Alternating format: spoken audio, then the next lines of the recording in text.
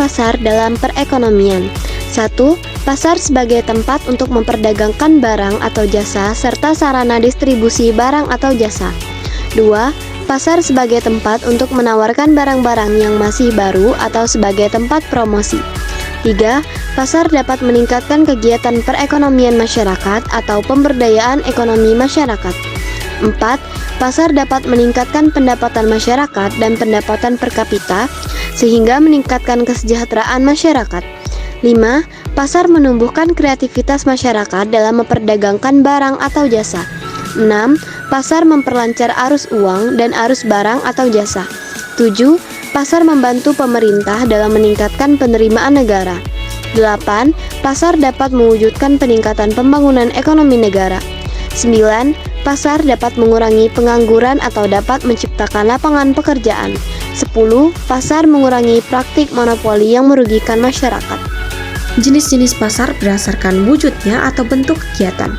1. Pasar nyata atau disebut pasar konkret adalah di mana pasar terjadi secara langsung yang mempertemukan penjual dan pembeli serta menghasilkan proses transaksi. Contoh pasar nyata adalah pasar tradisional dan swalayan.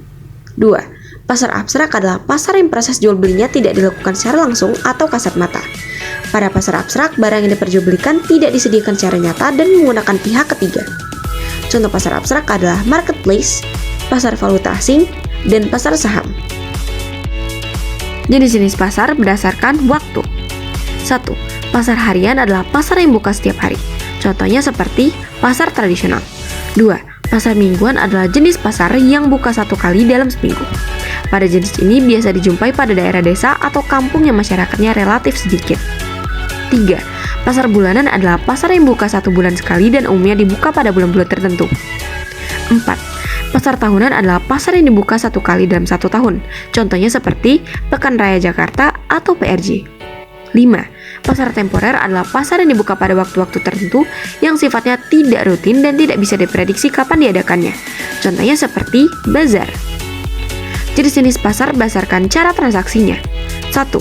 Pasar tradisional yaitu pasar yang masih bersifat tradisional yang ditandai dengan bertemunya penjual dan pembeli secara langsung, terjadinya proses tawar-menawar, dan umumnya menyediakan kebutuhan sehari-hari. 2. Pasar modern yaitu pasar yang menggunakan sistem modern, seperti harga yang tidak bisa ditawar dan memiliki layanan yang lengkap dalam penyelenggaraan proses jual beli. Contohnya seperti swalayan dan supermarket.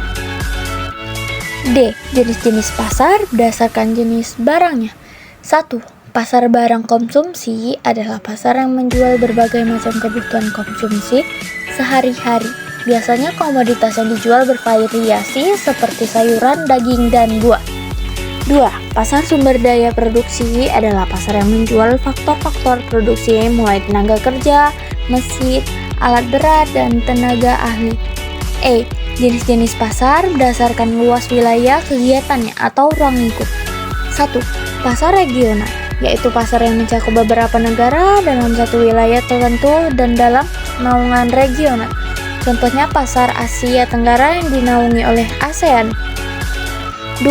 Pasar lokal adalah jenis pasar yang mencakup daerah tertentu dan menawarkan kebutuhan masyarakat sekitar. Contohnya pasar Klewer di Solo. 3.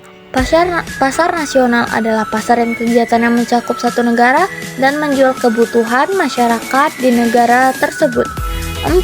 Pasar internasional adalah pasar yang mencakup negara-negara di dunia dan menjual produk kebutuhan masyarakat di dunia. Contohnya, pasar kopi di Brazil. F. Jenis-jenis pasar berdasarkan persaingan organisasinya. 1. Persaingan sempurna. Perfect competition market adalah jenis pasar dengan penjual dan pembeli dengan barang yang homogen, sehingga harga barang tidak bisa ditentukan oleh masing-masing penjual maupun pembeli. Contohnya, pasar Tanah Abang di Jakarta.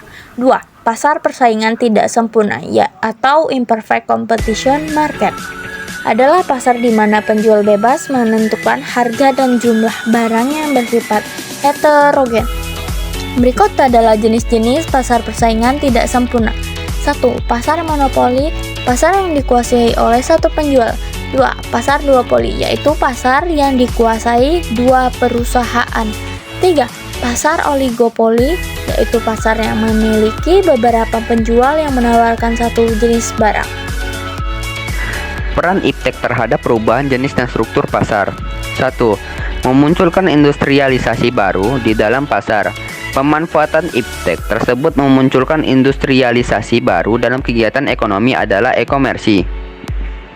Industri e-komersi menjadi kegiatan usaha yang sedang berkembang dan disukai oleh para pelaku usaha baru. Mereka memanfaatkan iptek yang ada untuk mengembangkan kreativitas dalam industri e-komersi tersebut. 2. Menghasilkan produk baru dalam kegiatan pasar. Perkembangan inovasi produk akan terus berlanjut seiring dengan perkembangan iptek. Salah satu jenis produk yang menjadi inovasi dalam kemajuan iptek adalah handphone. Awalnya fungsi dasar handphone hanya sebatas komunikasi dan mengirim pesan saja. Seiring berkembangnya zaman, muncul smartphone yang menyebut dirinya sebagai handphone pintar karena kecanggihan dapat memenuhi kebutuhan manusia. 3. Menciptakan persaingan kompetitif dalam kegiatan ekonomi. Kemajuan iptek sangat mendukung strategi yang dimiliki pelaku usaha untuk meningkatkan produktivitasnya di pasaran, sehingga persaingan untuk mendapat perhatian konsumen atas produk yang dihasilkan lebih maksimal. 4. Menghasilkan produk yang berkualitas di pasar.